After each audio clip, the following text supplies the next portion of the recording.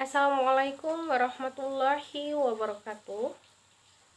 Perkenalkan, nama saya Sari Oktavia dengan NPM A1A020099, Prodi Pendidikan Bahasa dan Sastra Indonesia, kelas 1C. Baiklah, di kesempatan kali ini saya akan menjelaskan ataupun memaparkan sedikit banyaknya tentang akhlak dalam pendidikan agama Islam. Adapun dosen pengampu pada pembelajaran kali ini yaitu Bapak Arsyadani Misbahuddin, MPDI. Di Indonesia tersendiri itu dikenal sebuah negara yang menjunjung tinggi sopan santun dan etika dalam kehidupan sehari-hari. Hampir di setiap daerah menekankan kepada seseorang atau warga negaranya untuk memiliki akhlak yang baik saat menjalani aktivitas sehari-hari. Maka tidak heran apabila pendidikan di Indonesia juga senantiasa menekankan pada sopan santun serta menanam etika pada peserta didik ataupun warga negara di dalamnya. Akhlak dalam bahasa Arab berasal dari kata khuluq yang berarti tingkah laku, perangai atau tabiat seseorang. Secara terminologi tersendiri, akhlak mempunyai arti tingkah laku seseorang didorong oleh seseorang ataupun didorong oleh keinginan secara mendasar untuk melakukan suatu perbuatan. Sementara itu, menurut Imam Al-Ghazali, akhlak merupakan tingkah laku yang melekat pada diri seseorang yang dapat memicu perbuatan baik tanpa mempertimbangkan suatu pikiran terlebih dahulu. Akhlak merupakan suatu sistem yang mengatur tindakan dan pola sikap bagi manusia dalam menjalankan kehidupannya sehari-hari. Dalam ajaran agama Islam, suatu sistem ini disebut dengan ijtihad sebagai salah satu metode berpikir secara alamiah. Adapun macam-macam akhlak, yang pertama yaitu akhlakul karimah. Akhlakul karimah yaitu akhlak yang terpuji merupakan salah satu golongan akhlak yang harus dimiliki oleh umat yang memeluk ataupun yang beragama Islam. Seseorang yang memiliki akhlak terpuji biasanya akan selalu menjaga sikap dan tutur katanya kepada orang lain, baik di bawah mereka ataupun yang lebih tua dari mereka. Dan dia merasa bahwa dirinya itu sedang diawasi oleh Allah Subhanahu wa taala.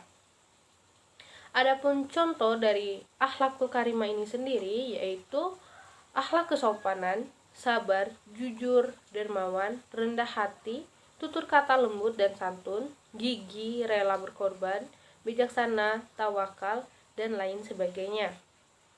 Dan yang kedua yaitu akhlak mazmumah. Akhlak mazmumah yaitu akhlak yang tercela yang harus dihindari oleh umat ataupun manusia karena dapat mendatangkan muhadarat baik bagi dirinya sendiri maupun bagi orang lain. Akhlak tercela ini sangat dibenci oleh Allah Subhanahu wa taala dan tidak jarang yang memilikinya juga tidak disukai oleh masyarakat ataupun orang-orang yang ada di sekitarnya. Adapun contoh dari akhlak mazmumah ini yaitu sombong, ada iri, rasa iri pada dirinya, dengki, takabur, anaya, dan lain sebagainya. Keutamaan akhlak dalam Islam. Seorang yang memiliki atau berakhlakul karimah baik, maka dirinya akan mendapatkan keutamaan akhlak tersebut. Beberapa keutamaan yang didapatkan oleh seseorang yang berakhlakul karimah, yang pertama yaitu dicintai oleh Rasulullah. Yang kedua yaitu timbangan kebaikan di akhirat akan lebih berat. Yang ketiga yaitu mendapat jaminan surga bagi dirinya. Yang keempat yaitu mendapat kedudukan tinggi di akhirat kelak. Beda halnya jika seseorang memiliki ataupun mengamalkan akhlak mazmumah ataupun akhlak tercela ini tadi. Mereka tidak akan mendapatkan keutamaan dalam ajaran Islam, akan tetapi mereka akan mendapatkan kerugian dalam ajaran Islam, baik itu di dunia ataupun di akhirat kelak. Karena akhlak yang tercela yang pertama yaitu akan dibenci oleh orang sekitar. Bukan bencinya dalam tanda kutip ya, bukan berarti membenci seseorang tersebut, akan tetapi orang-orang sekitar itu merasa resah akan perbuatan yang dilakukan oleh yang mempunyai akhlak mazmumah ini tadi. Dan dia juga tidak akan mendapatkan ketenangan hati karena dalam dirinya memiliki iri terhadap seseorang yang melebihi dirinya, karena dia hanya ingin dia yang teratas namun orang yang di bawah. Dan yang ketiga, dia dibenci oleh Allah Subhanahu wa taala karena akhlak tersebut tidak baik bagi dirinya ataupun orang-orang yang di sekitarnya. Seseorang yang bertauhid ataupun memiliki baik akhlaknya merupakan manusia yang sebaik-baiknya. Semakin baik tauhid seseorang, maka semakin baik pula akhlaknya. Tatkalanya hamba Allah Subhanahu wa taala memiliki akhlak yang buruk, maka semakin lemah pula iman dia. Akhlak adalah tolak ukur dari iman itu tersendiri. Adapun Rasulullah SAW bersabda yang artinya orang mukmin yang sempurna imannya ialah yang terbaik akhlaknya. Hadis riwayat Tirmizi dan Ahmad.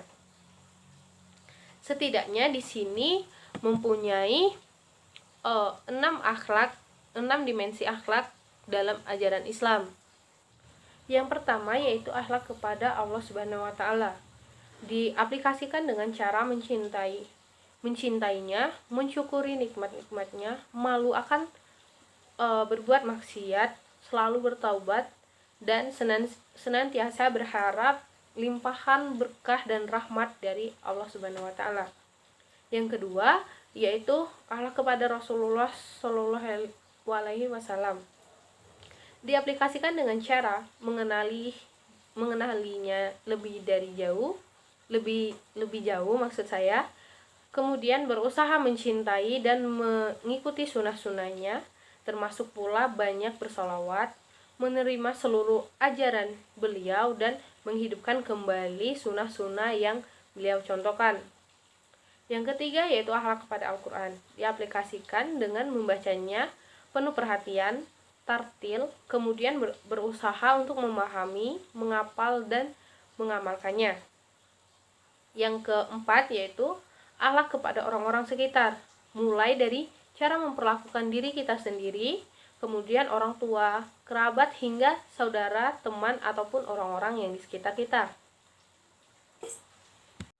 Yang kelima yaitu akhlak kepada orang kafir. Caranya yaitu membenci kekafirannya, akan tetapi masih membantu dirinya jikalau dalam kesusahan, selama itu tidak melanggar atau bertentangan dengan syariat Islam atau untuk meruntuhkan iman kita, itu sangat dianjurkan. Dan yang keenam yaitu akhlak kepada lingkungan dan makhluk hidup. Caranya di sini adalah menjaga kelestarian alam, keseimbangan alam, dan memanfaatkan alam serta isinya sebutuhnya saja, tidak secara berlebihan dan tidak pula secara dianggurkan gitu.